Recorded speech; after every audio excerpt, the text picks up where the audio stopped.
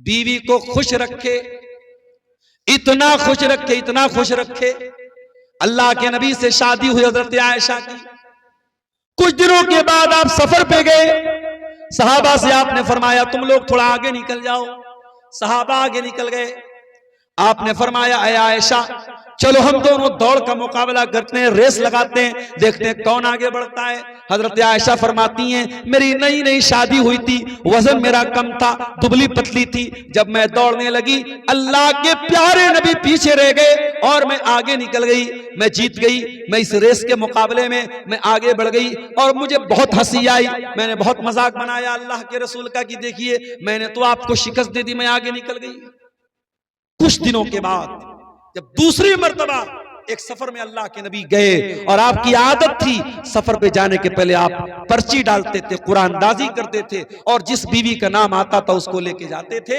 उस मर्तबा भी हजरत आयशा का नाम निकला, आप उनको लेके गए और रास्ते में एक जगह जब आपने सन्नाटा देखा सहाबा से आपने कहा थोड़ा आगे निकल जाओ और आपने कहा आयशा चलो आज हम लोग एक बार फिर रेस लगाते हैं। हजरत आयशा कहती हैं इस मर्तबा जब रेस हुई और हम दोनों जब दौड़ने लगे, इस मर्तबा मैं थोड़ी फरबा हो गई थी, थोड़ी मोटी हो गई थी, थोड़ी मेरे बदन में चर्बी आ गई थी, मैं वैसा नहीं दौड़ पाई जैसे पहले दौड़ती थी। इस मर्तबा अल्लाह के प्यारे नबी सल्लल्लाहु अलैहि वसल्लम आगे निकल गए और मैं पीछे रह गई। और जब नबी ने मुझको पीछे पछाड़ दिया, मुझको पीछे कर दिया, तो अल्लाह के नबी हंसने लगे और आपने हंसते हुए फरमाया हाज़िही बितिलका, ऐ आयशा उस दिन का बदला आज मैंने पूरा कर लिया।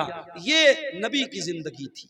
आप नबी से ज्यादा सीरियस नहीं हो सकते, नबी से ज्यादा संजीदा नहीं हो सकते। अगर अल्लाह के रसूल अपनी बीवियों के साथ हंसी मजाक करते थे, इंटरटेनमेंट करते थे, हलाल और जायज तरीके से आप भी अपनी बीवियों के साथ थोड़ा इंटरटेनमेंट कीजिए। शादी का रिश्ता ये कोई ऐसा रिश्ता नहीं है कि बस एक रूटीन है कि साहब हम घर में आए और बीवी ने हमको खाना दे दिया, हमारी जरूरतें पूरी कर दी। इस रिश्ते को थोड़ा मनोरंजक बनाइए, इसमें थोड़ा प्यार और मोहब्बत की बातें हों। आज प्यार और मोहब्बत की जब बात आती है तो लोग हराम मोहब्बत की बात करते हैं कि साहब फला तो अपनी महबूबा को चाँद बोलता है। कभी कभी आप भी अपनी बीवी को चाँद बोल दीजिए। वैसे एक दिन आएगा जब आपके सर का आधा बाल चला जाएगा तो आप खुद ही चाँद बन जाएंगे इंशाअल्लाह। तो आप इसके पहले कि आप चाँद बन जाएं, बीवी को कभी कभी मोहब्बत से, अल्लाह के नबी हजरत आयशा को कभी आइश बोलते थे, मोहब्बत भरे जुमले कभी बोल दीजिए। उसमें सबसे पहली चीज तावनु अलल बिर्रि वत तक़वा, अच्छे कामों में एक दूसरे का सपोर्ट करना है। अगर शौहर नमाज का टाइम हो गया और नमाज के लिए शौहर नहीं जा रहा है, बीवी बोल दे जाओ तुम नमाज पढ़ो। नमाज का टाइम हो जाए बीवी नमाज न पढ़े, शौहर पूछे तुमने नमाज क्यों नहीं पढ़ी। नमाज के ताल्लुक से दोनों एक दूसरे की मदद करें। बीवी घर से निकल रही है और बगैर पर्दे के निकल रही है, बगैर नकाब के, बगैर हिजाब के निकल रही है, शौहर टोक दे तू नकाब क्यों नहीं पहनती, तू पर्दा क्यों नहीं करती। इसी तरीके से शौहर सिगरेट पीने लगे, कोई नशा की चीज इस्तेमाल करने लगे, बीवी फौरन मना करे। हराम कामों से एक दूसरे को रोके और अच्छे कामों में एक दूसरे का सपोर्ट करे। इसकी दलील क्या है, आइए मैं 2-3 दलीलें आपको दे देता हूं। अल्लाह के प्यारे नबी फरमाते हैं लियत्तखिज़ अहदुकुम क़ल्बन शाकिरा व लिसानन ज़ाकिरा व ज़ौजतन मुमिनतन तुईनुहु अला अम्रिल आखिरा। ऐ दुनिया वालों 3 चीजों को दौलत बना लो, 3 चीजों को खजाना बना लो, 3 चीजों को अपने घर में लेके आ जाओ। कल्बन शाकिरा, अपने सीने में ऐसा दिल पैदा कर लो जो अल्लाह ताला का शुक्र अदा करने वाला हो। व लिसानन ज़ाकिरा, और अपने मुंह में ऐसी जबान पैदा करो जो अल्लाह ताला का जिक्र करने वाली हो।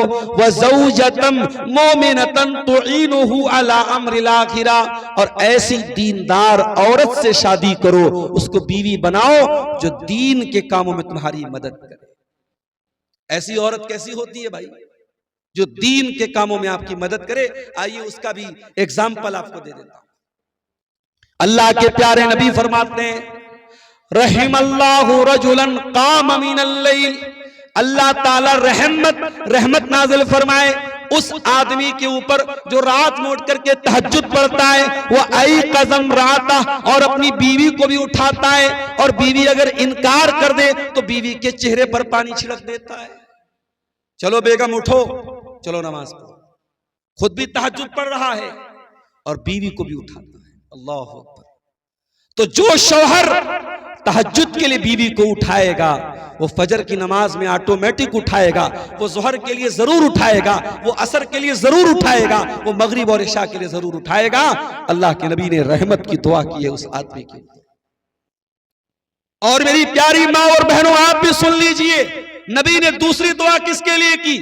फरमाया व रहीमल्लाहु इम्रातन कामत मिनल लैल, और अल्लाह ताला रहमत नाजिल करे उस औरत के ऊपर जो रात में उठती है, तहज्जुद पढ़ती है, वह आई क़दत ज़ौजहा, और अपने शौहर को भी उठाती है, प्यार और मोहब्बत से उठाती है। और शौहर अगर इनकार कर देता है, नज़हत फी वजहिल मा, शौहर के चेहरे पर पानी छिड़क देती है, चलो तुम भी तहज्जुद पढ़ लो, तुम भी अल्लाह की इबादत में मेरा सपोर्ट कर लो।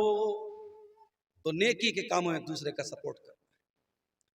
दूसरा काम, शादी के बाद मियां बीवी इस रिश्ते को प्यार से निभाएं, इस रिश्ते को कोई नौकर और आका का रिश्ता ना बनाएं।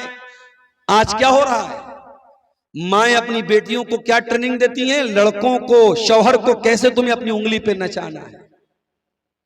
आज मां ये ट्रेनिंग दे रही है कि तुझे अपने शौहर को काबू कैसे करना है, तुझे अपनी उंगली पे नचाना कैसे।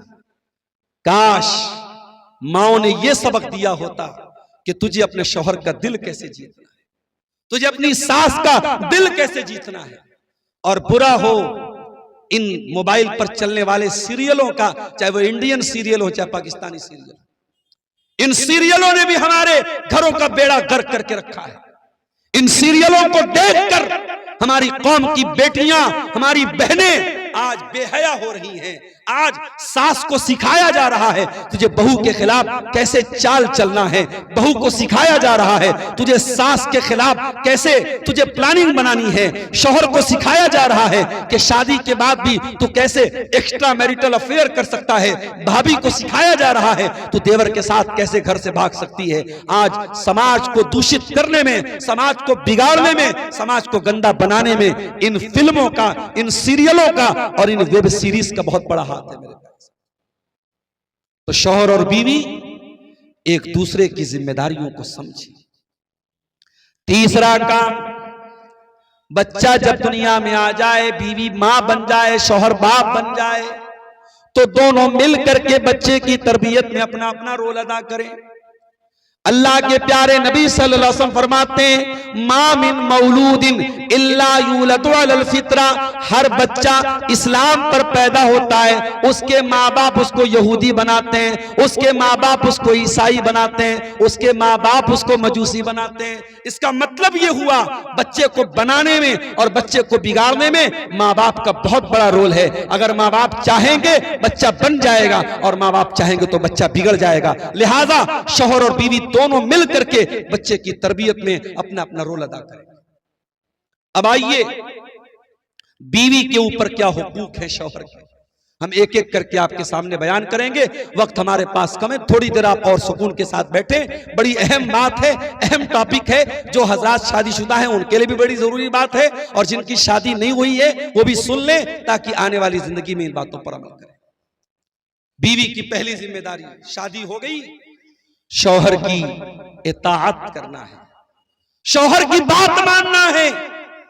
शौहर आपका बॉस नहीं है, शौहर आपका आका नहीं है, शौहर आपका मालिक नहीं है, लेकिन अल्लाह ताला ने फैमिली में, परिवार में औरत के ऊपर शौहर को निगरान बनाया है, जिम्मेदार बनाया है। और स्कूल का के टीचर जब तक अपने प्रिंसिपल की बात न माने, मदरसे के मुलाजिमीन जब तक मदरसे के नाज़िम की बात न माने, मस्जिद के मुक्तदी जब तक इमाम की इक्तिदा न करें, नमाज नहीं होती, मदरसा नहीं चलता, स्कूल नहीं चलता, परिवार कैसे चलेगा। मेरे प्यारे साथियों, शौहर की इताअत करना है, शौहर की बात मानना है। इसीलिए अल्लाह के प्यारे नबी फरमाते हैं इज़ा सल्लतिल मरअतु खम्सहा व सामत शारहा व अतात ज़ौजहा व अहसनत फरजहा दखलत मिन अब्वाबिल जन्नति शात। औरत 4 काम कर ले, जन्नत के जिस दरवाजे से चाहे वो जन्नत में जा सकती है। 5 टाइम की नमाज पढ़े, रमजान का रोजा रखे, अपने शौहर की इताअत करे और अपनी शर्मगाह की हिफाजत करे। तो शौहर की इताअत करना है उसको। माफ कीजिएगा, आज हमारे इलाके में बहुत सारी औरतें हर तकरीर में जाती हैं, हर जलसे में जाती हैं, हर बयान को सुनती हैं, उलमा से मोहब्बत करती हैं, मगर अपने घर में अपनी शादीशुदा जिंदगी में अपने शौहर को कोई इज्जत नहीं देती, शौहर की बात तक नहीं मानती हैं, शौहर को एक गिलास पानी तक देने को तैयार नहीं है। माफ करना मेरी प्यारी माँ और बहनों, आपका तकरीरें सुनना, आपका बयानात सुनना, आपका उलमा से मोहब्बत करना, आपका जलसों में जाना, ये सब आपके मुंह पर मार दिया जाएगा अगर आपने अपने शौहर के हुकूक को अदा नहीं किया। इस्लाम इस मामले में इतना सख्त है। अल्लाह के नबी के पास एक औरत आती है, अल्लाह के प्यारे नबी पूछते हैं अज़ात ज़ौजिन अंती, क्या तू शादीशुदा है? कहती हाँ अल्लाह के नबी मैं शादीशुदा हूं।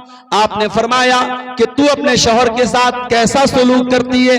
कहती है ला आलूहु इल्ला खैरा, मैं अपने शौहर के हुकूक में कोई कमी नहीं करती हूं। आपने फरमाया तू देख ले, तू समझ ले, तू शौहर के साथ कैसा सलूक करती है। फ़इन्नमा हुआ जन्नतुकी व नारुकी, तेरा शौहर तेरी जन्नत है, तेरा शौहर तेरी जहन्नम है। इसका मतलब यह हुआ कि शादीशुदा जिंदगी में अपने शौहर की इताअत न करने वाली औरत जहन्नम का रास्ता तय कर रही है। लिहाजा पहली जिम्मेदारी औरत की क्या है? वो इताअत करे अपने शौहर की। दूसरा काम, शौहर के सुकून का ख्याल रखे। शौहर को क्या पसंद है क्या नापसंद है, इस बात का ख्याल रखे। अल्लाह के प्यारे नबी से पूछा गया अय्युन निसाई खैर, ऐ अल्लाह के नबी कौन सी औरत सबसे अच्छी औरत है? आपने फरमाया अल्लती तसुर्रुहु इज़ा नजर, जब शौहर देखे तो खुश हो जाए, व तुतीउहु इज़ा अमर, और शौहर जब किसी बात का हुक्म दे तो बीवी माने, वला तुखालिफुहु फी नफ्सिहा व मालिही बिमा यकरा, और शौहर के माल के सिलसिले में और अपनी इज्जत व आबरू के सिलसिले में कोई ऐसा काम न करे जो शौहर को ना पसंद हो। तो शौहर की इज्जत करे, उसके सुकून का ख्याल। तीसरी जिम्मेदारी बीवी की, शौहर जिस मकसद के लिए शादी कर रहा है, दोनों ने शादी की है अपने आप को ज़िना से बचाना, बदकारी से बचाना, अपने आप को गलत कामों से बचाने के लिए दोनों ने शादी की है। लिहाजा अगर शौहर बीवी को बुलाए तो बीवी बगैर किसी मजबूरी के, बगैर किसी बीमारी के, वो शौहर अगर बीमारी है तो अलग बात है, लेकिन अगर शौहर बीवी को बुलाए तो बीवी देर ना करे, शौहर के पास जाए, ये भी उसका हक है। अल्लाह के नबी ने फरमाया अगर शौहर बीवी को बुलाए और बिला उज़्र के बीवी शौहर के पास न जाए तो फरिश्ते लानत बरस करते रहते हैं यहां तक कि सुबह हो। इसी तरीके से बीवी की एक और जिम्मेदारी है कि शौहर के घर में किसी ऐसे इंसान को एंट्री न दे जिसको शौहर नापसंद करता है। फरमाया ला यूतीना फुरुशकुन्ना ला यूतीना फुरुशकुम अहदन तकरहूना, औरतें तुम्हारे घरों में किसी ऐसे इंसान को आने न दें जिसको तुम नापसंद करते हो। ये हक है तुम्हारा, तुम्हारी बीवी के ऊपर कि वो तुम्हारे घर में किसी ऐसे इंसान को एंट्री न दे जिसको शौहर नापसंद करता है। अब यहां पे एक बात और सुन लीजिए, कभी कभी शौहर क्या करता है, ऐसे रिश्तेदारों को घर में लाता है जो औरत के लिए गैर महरम है। मिसाल के तौर पे चाचा का लड़का है, शौहर का कजिन है, शौहर के चाचा का लड़का, शौहर के मामा का लड़का, शौहर के खाला का लड़का, ये सारे के सारे लोग उस औरत के लिए गैर महरम हैं। शौहर लाता है और बीवी से कहता है चाय लेके आओ, और बीवी चाय लेके आती है और उस गैर मर्द के सामने ला करके चाय परोसती है। हराम है, ये तरीका हराम है मेरे प्यारे साथ। आप अपनी बीवी को, अपने घर की औरतों को अगर समाज में पाए जाने वाले गैर महरम से बचाते हैं तो अपने रिश्तेदारों में जो गैर महरम हैं उनसे भी अपनी बीवी को पर्दा कराइए और उनके सामने अपनी बीवी को मत लाइए। और अगर आप लाते हैं तो आप ये हदीस भी सुन लीजिए, अल्लाह के नबी ने बेगैरत करार दिया है उस इंसान को। आपने फरमाया 3 लोग ऐसे होंगे कयामत के दिन, न तो अल्लाह ताला उनकी तरफ देखेगा, न उनसे बात करेगा, न उनको पाक साफ करेगा। नंबर 1 अल्लाह को लिवालिदैहि, अपने माँ बाप को सताने वाला। नंबर 2 अलमरअतुल मुतरज्जिला, मर्दों की तरह चाल ढाल अपनाने वाली औरत। और नंबर 3 अद्दयूस, वो बेगैरत मर्द अल्लज़ी युक़िर्रु फ़ी अहलिहिल खुबुस, जिसके घर में गंदगी हो रही हो, बेहयाई हो रही हो, बेपर्दगी हो रही हो और उसको कोई फर्क नहीं पड़ता। तो अगर शौहर बीवी को से बेपर्दगी करवाए, बेगैरती करवाए तो कान खोल के सुन लो, शौहर की हर बात बीवी को नहीं मानना है। अगर शौहर की कोई बात ऐसी है, चाहे उसका ताल्लुक मियां बीवी के आपस के ताल्लुक से भी हो, मियां बीवी के ताल्लुकात के सिलसिले में भी अगर शौहर प्रेशर करके, फोर्स करके कोई ऐसा काम करने को बोले जो इस्लाम की नजर में गलत है, जो शरीयत की नजर में गलत है, तो बीवी को बात नहीं माननी है। क्यों? इसलिए कि अल्लाह के नबी ने फरमाया ला ताअत लिमखलूकिन फी मासियतिल खालिक, अल्लाह को नाराज करके, उसकी नाफरमानी करके किसी मखलूक की बात को नहीं मानना है। शौहर की इज्जत अपनी जगह है, शौहर का एहतराम अपनी जगह है, मगर शौहर की नाजायज और गलत बात बीवी नहीं मानी। इसी तरीके से बीवी की एक और जिम्मेदारी है, शौहर के माल को बेदरेक खर्च न करे। अपने हक भर का पैसा ले सकती है, लेकिन इसका मतलब यह नहीं है कि जब मोदी जी नोटबंदी कराते हैं, महिलाओं के घरों से लाखों रुपए बरामद होते हैं जो उन्होंने अपने शौहरों की जेब से चुराया था।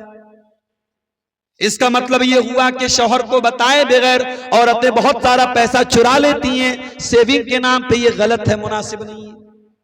हाँ, अगर आपको यकीन है थोड़ा बहुत पैसा मैं शौहर की पॉकेट से ले रही हूं और शौहर ही के लिए, परिवार ही के लिए ले रही हूं, तो अलग मसला है। या शौहर आपकी जरूरी चीजों को नहीं दे रहा है, हक अदा नहीं कर रहा है, तो वहां पे आप ले सकती हैं। लेकिन इतना ज्यादा पैसा ले लेना, माल ले लेना कि शौहर की जिंदगी परेशानी में आ जाए, ये बिल्कुल भी मुनासिब नहीं है।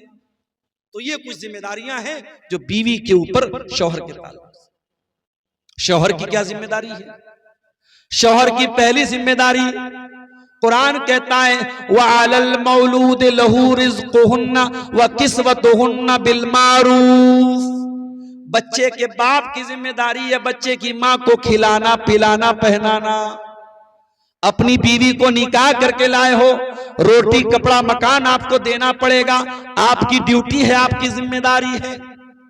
और जब निकाह करो तो महर भी बीवी का दे दो। व आतुन निसा सदुकातिहिन्ना निहलतन, कुरान कहता है अपनी औरतों को महर दे दो खुशी खुशी। हमारे बनारस में पहले के जमाने में 32.5 रुपया महर होता था, अभी थोड़ा लोगों ने बढ़ा दिया है, अभी 100 ग्राम चांदी महर में दी जाती है। परसों में हदीस पढ़ा रहा था मदरसे में बच्चों को, अल्लाह के नबी ने अपनी बीवियों को जो महर दिया था 12.5 उकिया चांदी दिया था। 12.5 उकिया चांदी तकरीबन 1.5 किलो होती है, और 1.5 किलो चांदी का जो रेट मैंने करंट में पता किया 2.25 लाख रुपया होता है। यानी अल्लाह के नबी ने अपनी बीवियों को उस जमाने के हिसाब से जो चांदी दी थी आपने महर में, आज की करंट वैल्यू क्या है? 2.25 लाख रुपया। इसलिए महर की रकम बहुत ज्यादा भी नहीं होनी चाहिए जो आप दे न सके, और इतनी कम भी नहीं होनी चाहिए कि हंसी मजाक बन के रह जाए। महर इंसान को अपनी हैसियत के मुताबिक देना चाहिए। और अगर आपके पास कुछ भी नहीं है, तो नबी अकरम के दौर में ऐसा भी हुआ है, एक औरत आती है, नबी अकरम के साथ निकाह करने की ख्वाहिश जाहिर करती है। अल्लाह के प्यारे नबी उसमें दिलचस्पी का इजहार नहीं करते हैं कि मुझे शादी की जरूरत नहीं है। वो कहती है किसी और से मेरी शादी करा दीजिए। एक सहाबी कहते हैं अल्लाह के नबी मैं शादी करने को तैयार हूं। आपने पूछा है तुम्हारे पास कुछ महर में देने को? अच्छा, आज उल्टी बात है, आज लड़के वाले लड़की वालों से पूछते हैं तुम्हारे पास देने के लिए क्या है। नबी के दौर में लड़के से पूछा जाता था तुम्हारे पास देने के लिए क्या है। सहाबी ने कहा, अल्लाह के नबी, मेरे पास सिर्फ मेरा इज़ार है, मेरी लुंगी है और कुछ भी नहीं।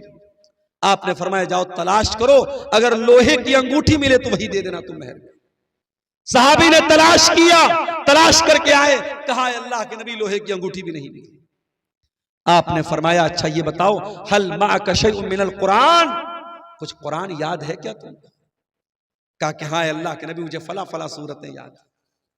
कुरान के हाफिजों को हल्का समझने वालों, कुरान के उलमा को हल्का समझने वालों, साइंस के टीचर की ट्यूशन फीस 5,000, मैथ के टीचर की ट्यूशन पढ़ाने वाले टीचर की फीस 3,000, और कुरान पढ़ाने वाले मौलवी को 500 रुपया देके भी एहसान जताता है, मौलवी साहब कुछ कम कर दीजिए।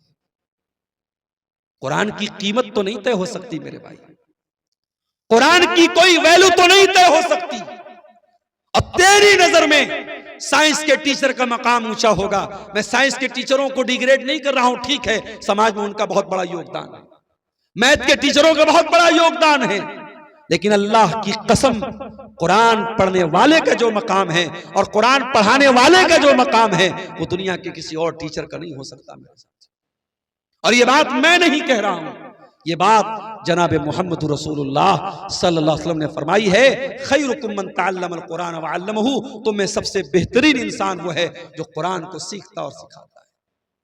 आपने फरमाया, क्या कुरान तुमको याद है? कहा अल्लाह के नबी, कुरान याद है। आपने फरमाया, ज़व्वजतु कहा बिमा माका मिनल कुरान, जो कुरान तुझको याद है उसी को मैंने मेहर बना के तेरा निकाह कर दिया। पता ये चला कि मेहर में इल्म को भी मेहर बनाया जा सकता है। अगर शौहर के पास कोई ऐसा इल्म है जो बीवी के पास नहीं है और निकाह में ये तय हो जाए कि शौहर वो इल्म अपनी बीवी को दे देगा, तो ये इल्म भी मेहर बन सकता है। तो शौहर का एक बहुत बड़ा उसकी जिम्मेदारी और बीवी का बहुत बड़ा हक शौहर के ऊपर क्या है? बीवी को उसका मेहर। तीसरी चीज मेरे भाइयों, घड़ी की सुई 12:30 बजा रही है और आखिरी जो मेरी लिमिट थी यहां से निकलने की, क्योंकि 5 बजे तक मुझे पटना पहुंचना है, एक आखिरी बात बयान करके बात अपनी खत्म कर रहा हूं। मियां बीवी के रिश्ते में एक बहुत जरूरी बात, आज लोग मुझसे पूछते हैं, मौलवी साहब एक से ज्यादा शादी करना कैसा है? मौलवी साहब दूसरी शादी करने का कोई तरीका बताइए। अरे भैया, एक शादी करके लोगों का हाल खराब है, एक जिम्मेदारी लोग पूरी नहीं कर पा रहे और आप दूसरी की चिंता कर रहे। ठीक है, इस्लाम ने इजाजत दी है 4 शादियों की, लेकिन आप अगर इंसाफ नहीं कर सकते हैं और आप आज हैदराबाद वगैरह के इलाकों में मेरे पास कई ऐसे केस मौजूद हैं, शौहर सऊदी में रहता है, 10-10 साल बीवी से दूर रहा, बीवी बेचारी शौहर की मोहब्बत में अपने बच्चों को पालती रही, शौहर परदेश में रहा, बीवी कुर्बानी देती रही, और जब बीवी थोड़ी उम्र दराज हो गई, 40 साल की हो गई, शौहर वहां 50 साल का हो गया, शौहर ने कुंवारी लड़की से, कम उम्र लड़की से शादी कर ली और उसको लेकर के रहने लगा, और 40 साल वाली बेचारी घर में अकेली रहती है।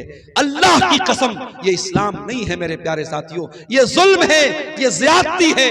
अल्लाह के नबी ने फरमाया, जो इस हाल में मर गया कि उसकी 2 बीवियां थी और उनके साथ वो नाइंसाफी करता था, जा यौमल क़ियामत वशिक़्क़ुहु माई, वो इस हाल में क़यामत के दिन आएगा, उसका एक तरफ का बदन झुका हुआ होगा, एक तरफ का चेहरा झुका हुआ होगा, उसकी शक्ल देख के पता लग जाएगा ये आदमी अपनी बीवियों के साथ अन्याय करता था। अगर कोई 2 बीवी वाला है, बहुत अच्छी बात है, इस्लाम ने इजाजत दी है, लेकिन आपको दोनों को हुकूक देना है। आप एक को जो जिससे बाद में शादी करें उसके का आप बहुत ख्याल करें और पहली वाली को छोड़ दें, या पहली वाली का बहुत ख्याल रखें, दूसरे वाले को छोड़ दें, ये गलत है। बीवी के हुकूक में से एक चीज ये भी है कि आप अगर एक से ज्यादा बीवियां आपकी हैं तो सबके हुकूक का ख्याल रखें, और इसी तरीके से एक दूसरे के जिस्मानी तकाजे, एक दूसरे के ज़हनी तकाजे, हर एतबार से एक दूसरे को खुश रखा जाए।